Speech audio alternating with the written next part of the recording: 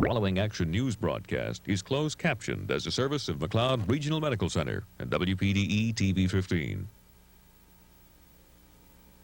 You're watching WPDE TV 15.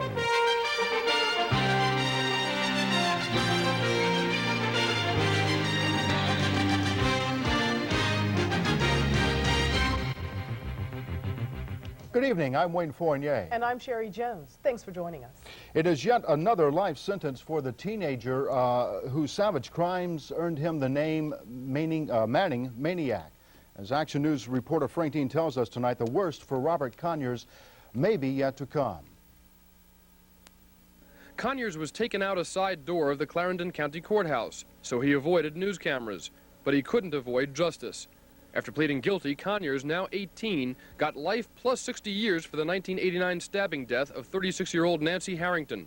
The mother of two was raped and robbed in that attack. Harrington's body was found near a side door to her house, only yards from the Conyers family home. After his arrest last February, Conyers confessed to the killing. Information provided by a tipster led investigators to clothing and other belongings of the victim. Conyers, who was only 14 when he committed the murder, allegedly hid the items in a drain pipe. The harsh sentence didn't totally satisfy the victim's family. No, he had no remorse. There was no feeling, there was no emotion at all. If Conyers showed little emotion, that may be because this sentence doesn't mean very much to him. It's the third time he's been sentenced to life. But prosecutors say there's a good chance he'll still face a death penalty. There's a strong possibility that the state would seek the death penalty. That would be for the beating death of a 2-year-old child last November. Members of Conyers Church came to court today to ask for leniency. Well, to Robert, I know he's loving, he's kind, he'll do anything for you. But their pleas fell on deaf ears. That's the way it should be, said Harrington's husband, who dismissed the idea that Conyers' born-again Christian faith was a reason to show him mercy. I believe that's a bunch of bull there. I don't think he's changed.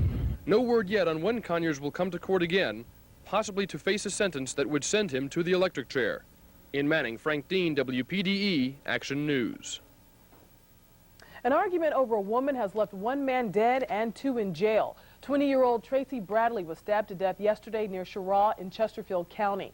Police say 21-year-old Chris Brock and 24-year-old Dean Hatcher have been charged with the murder. It happened in the Rolling Hills area. Bradley was stabbed at least 6 times and died at the hospital. Both suspects are in jail waiting for bond hearing. And Food Lion is going to court against the Food Workers Union. The supermarket chain says the United Food and Commercial Workers Union is responsible for the bad press after an ABC Primetime Live show. Primetime Live alleged that Food Lion repackaged out-of-date meat and maintained unsanitary conditions. Food Lion claims it was part of a campaign to unionize its supermarket workers. Another grocery store chain in the news. A poorly planned robbery in South Carolina has put 2 North Carolina men in jail. Angelo Epps of Clarkton and Gilbert Smith of Bladenboro were picked up at a Lumberton hotel last night. They allegedly stole at least $6,000 during an armed robbery at a buy-low grocery store in Bennettsville. Police said that they have a revolver thought to have been used in the holdup, and they also have most of the stolen money. Both men have been transferred to the Marlboro County Jail, waiting for bond hearing. President Clinton has sent his cabinet members back to their home states to sell his economic plan of taxes and spending cuts. Secretary of Education Dick Riley returned to Columbia Friday to speak to USC law students. The Palmetto State's former governor says the American people are going to have to okay Clinton's plan to lower the deficit. If the American people decide that they want to face these problems and solve major problems that face this country, problems of educating our children, training our workforce, dealing with the deficit, real, honest problems. If they want to change to do that, then the Congress will do it. And I think that's why the president's out meeting with the people. Riley talked with Good Morning America co-host Joan London this morning from Washington. ABC News cameras are in Lumberton to follow up on the president and the Kids Saturday News special, which was coming on. And where do you recycle what nobody seems to need? We'll find that right when we come back.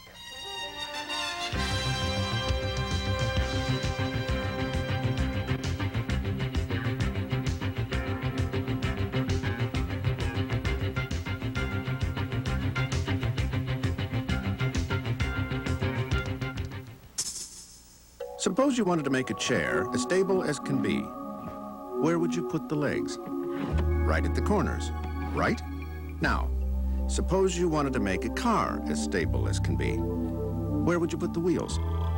Right. That's why the new Intrepid is so remarkably stable. The wheels are pushed out toward the corners. The further we pushed, the more stable and sure-footed it became. Intrepid. This changes everything.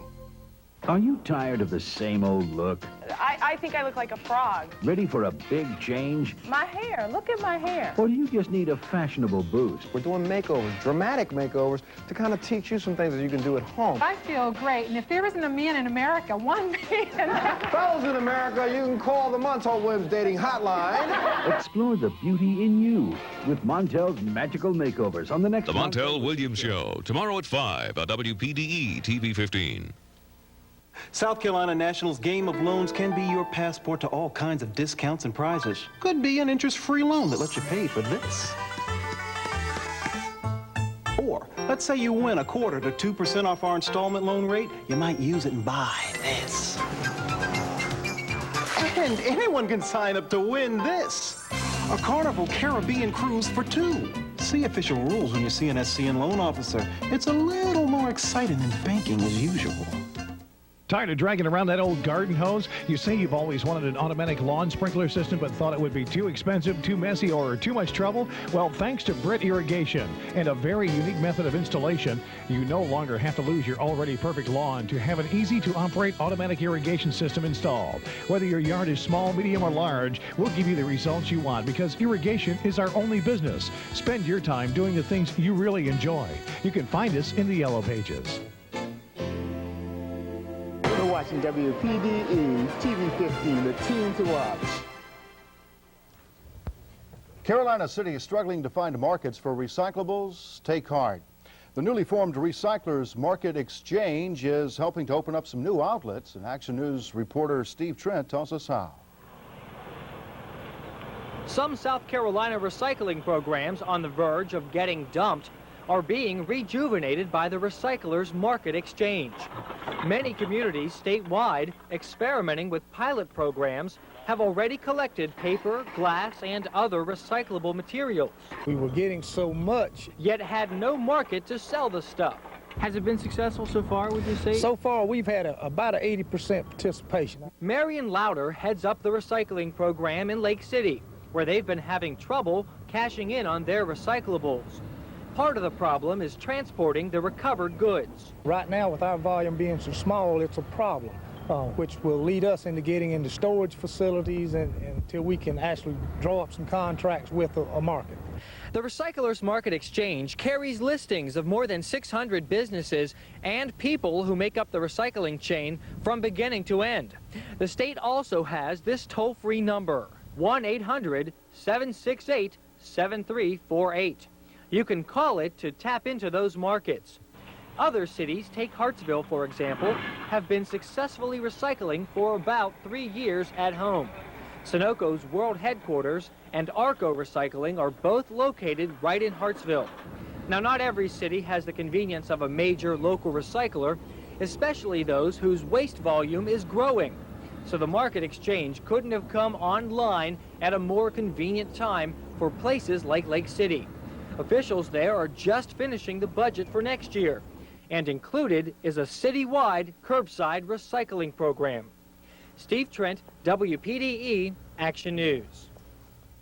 Well, a nice surprise for you. Bob Mahalik in with sports, and we have the Braves in spring training, and it's been a while since I heard Dion. That's right. It is prime time. I'm here a little bit early tonight, and Deion Sanders is early to spring training. What? He's not supposed to be there for 3 or 4 days. He's early, and he's ready to go, so we'll talk to Deion. Plus, when we come back, we'll get ready for Rockingham by previewing a red-hot rookie, Mr. Kenny Wallace. When you see news happen, call the WPDE TV 15 Action Newsroom at 1-800-698-WPDE. AVAC hits the beach again with their inventory reduction sale. Savings in every department. Prices slashed to the bone. Save on TVs, VCRs, washers, dryers, camcorders, home and car audio, refrigerators, and much more. The prices have never been lower, and the time to buy is now. At AVAC, you always get the guaranteed lowest price, knowledgeable sales professionals, and the